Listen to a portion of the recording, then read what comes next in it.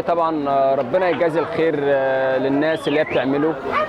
طبعا في البدايه حابب اقول كل سنه وانتم طيبين، وعد علينا وعليكم الايام بخير يا رب، ورمضان كريم مع الناس كلها وعلى الامه الاسلاميه. طبعا حاجه مشرفه طبعا ان انا في وسط النهارده اخواتنا وحبايبنا ان بيعملوا الخير، فاتمنى من كل اصحابنا واخواتنا ان يشاركوا الناس ويبقوا واقفين معاهم، لان ما شاء الله الاعداد والولاد ما شاء الله حاجه كويسه جدا، حاجه تفرح بصراحه. فانا سعيد جدا ان انا اكون موجود في وسطهم يعني النهارده.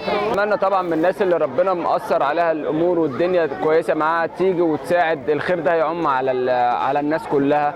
فاتمنى من كل الناس طبعا تقف وتشارك في يوم زي ده.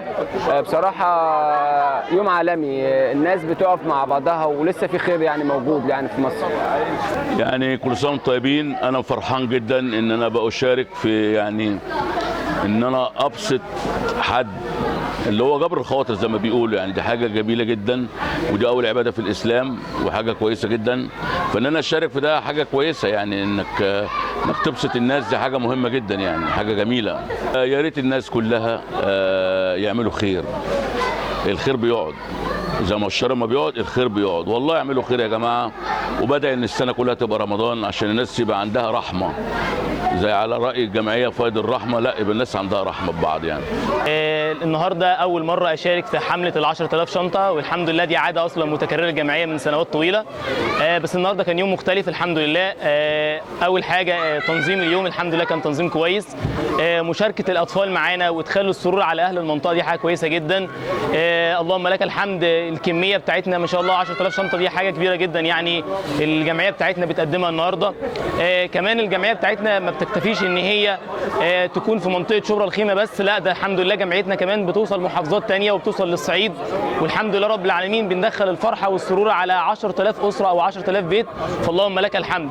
جمعيه فايد الرحمه ديت من الجمعيات المتميزه في عمل الخير في مدينه شبرا الخيمه، والقائم على اعمال الجمعيه مجموعه متميزه ونخبه متميزه من رجال الخير في شبرا الخيمه، على راسهم الاستاذ هاني عبد المنعم، الاستاذ هاني والاستاذ وليد عبد المنعم.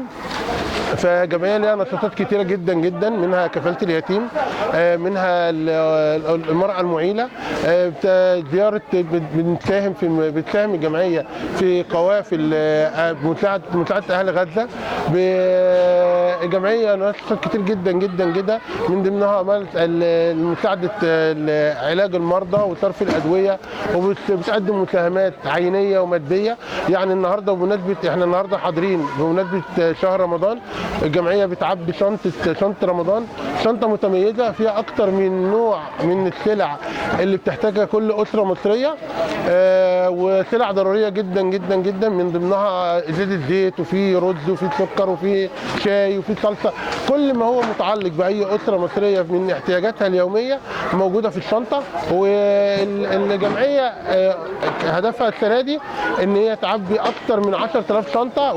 والله احنا بنوجه رسالتنا لمنطقه الروضه في شبرا الخيمه كلها بفضل الله، ان احنا لازم يا جماعه نشد حيلنا شويه. الايام ايام صعبه جدا جدا، ودي ايام مفترجه، ايام شهر رمضان الكريم، وان شاء الله نساعد الجمعيه ونحاول ان احنا نشارك بكل ما نستطيع، لو حتى كيلو رز، لو حتى ازازه زيت، لو حتى شنطه بلح، مش هقول لك كيلو بلح، شنطه بلح تجيبها كده الجمعيه عشان نوزعها الفقير واليتيم.